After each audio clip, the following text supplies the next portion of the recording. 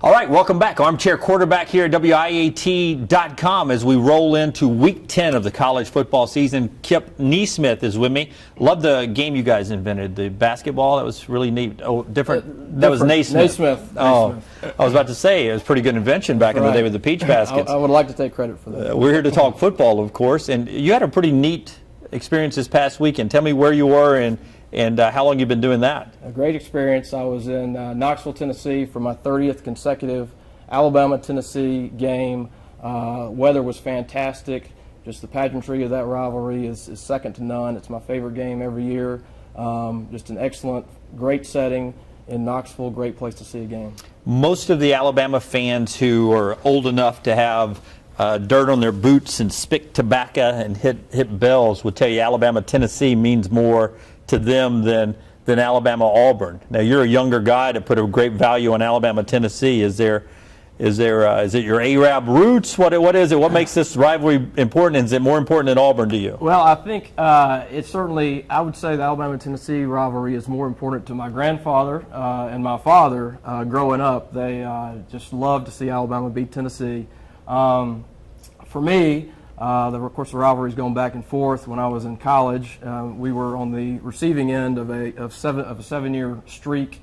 Peyton Manning. That's right. Directing the band. Those days. Now, yeah. I think, though, with Alabama having beaten Tennessee 8 in a row and Auburn really coming on strong, having won the national championship in 2010 and played for it in 2013, and on the heels of Tuberville's dominance over Alabama with that streak, I think the Auburn game now does mean more, but still the Tennessee rivalry is special to Alabama fans. Rank them the most important games 1 to 3 for Alabama in your opinion. I would say Auburn number 1, LSU number 2, and Tennessee number 3. See, that's exactly right. I agree with that. That's right. Part of it's the standings usually, right? It is, and especially now with Alabama having beaten Tennessee 8 in a row and had success. And really the games have frankly not been all that close with the exception of maybe 2009 and a couple others.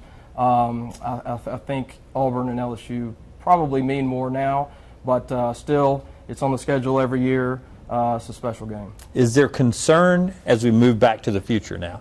Is there concern with the off week and then Alabama coming up for you about how beaten up the team is? Cam's injury now at left tackle, Yeldon's not 100%, Kelly coming off the injury. There is. When you look at our offense, it's really a mash unit. We've got guys who are playing but playing injured.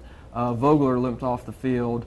Kelly's back, but Shepard's been hurt. Now Cam, of course, appears to be out with a high ankle sprain. Probably, I would say, doubtful for LSU, even though I'm not a doctor. But it'll be interesting to see what they do with the left tackle position. In the Tennessee game, we slid Leon Brown over from right guard to left tackle and put in a new right guard, Bradley Bozeman, who had been playing center. But I know that the coaches would prefer to avoid all the line shifts, so I'll be interested to see if they try to get Grant Hill ready to play left tackle with a week off. But certainly we are beat up. But you know what? It's you look at the calendar, it's the end of October, so everybody's beat up to some extent by now. Well, I watched Auburn beat LSU's eyes out. And then LSU beat Ole Miss this past week down at Tiger Stadium. Did that surprise you any at all? It did not surprise me. LSU at night playing Ole Miss. It's a rivalry game for them. And with the Les Miles magic at night, I thought going into that game that it was a bad matchup for Ole Miss. Ole Miss's offense has been a little bit shaky. I thought LSU could do enough defensively to really slow them down, and of course they did, holding them to 10 points. And we were sitting at the Alabama-Tennessee game and kind of following that game on our phones, and I told a buddy of mine when it was 7-3, I said, this just has the makings of one of those special magical nights in Death Valley. If LSU gets the ball back enough times, they will eventually score. And they did, 10-7. At the end of the game, you blame Hugh Freeze or do you blame Bo Wallace? I think it's a combination of both. Clearly, there's got to be some instruction come off the sideline for Freeze to make sure that Bo knows what he's doing, but it looked like a lot of confusion there. You got the kicker on the field. They get the delay game. Bo goes back in the game. He tries to make a play, but it should have been clearly made clear to him that if it's not there, you got to throw the ball away so we can get this thing in overtime. Hey, they're telling me the Alabama-LSU game is going to be at night at Tiger Stadium too. I heard that, which, talk about big boy football, grown man football, put your big boy pads on. Few things in an uncertain world, but that game, as always, will be hard-hitting. Two great teams, two great coaches, and the LSU fans will be ready. Well, you sound like you could be a coach. That's coach speak there.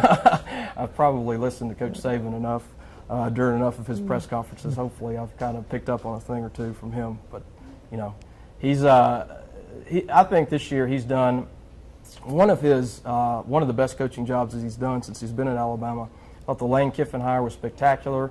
The offense is ranked 9th nationally. You've got a quarterback, Blake Sims, with a 172 passer rating, which is the best in the SEC by far. And this is a guy who many thought after the A-Day game would not play. It would be Jake Coker. And even after the season started, I think a lot of the fans were still assuming that Coker would take over the reins eventually. But Sims puts a hammerlock on the position. Again, all the injuries to the offensive line. So many new faces on defense, particularly in the secondary after Clinton Dix leaves early for the NFL. But they've just done a great job and keep winning. But, of course, the last 3 games are going to be the toughest. You've been to so many Alabama-Tennessee games in a row. Preferred in Neyland or at Bryant-Denny? I think I love going to Tennessee to those games in Neyland Stadium. It's such a cool tailgating experience before the game. There's nothing like beating them up there. Now, that being said, there's nothing on the planet I enjoy more than going to a game at Bryant-Denny Stadium. So those games are special anywhere. I don't know. It'd probably be a dead heat there. Dead heat. He wants to be your armchair quarterback for 2014, a guy that at least is going to get Mr. Congeniality this year here at WIAT.com. Kip, thank you for being with us. Thanks, Jim. Check out all the other quarterbacks right here on WIAT.com. And don't forget to come back and vote as we get closer to the Iron Bowl this year. Right here is the Dreamland Armchair Quarterback, brought to you by Dreamland, Royal Furniture, and Coca-Cola Zero.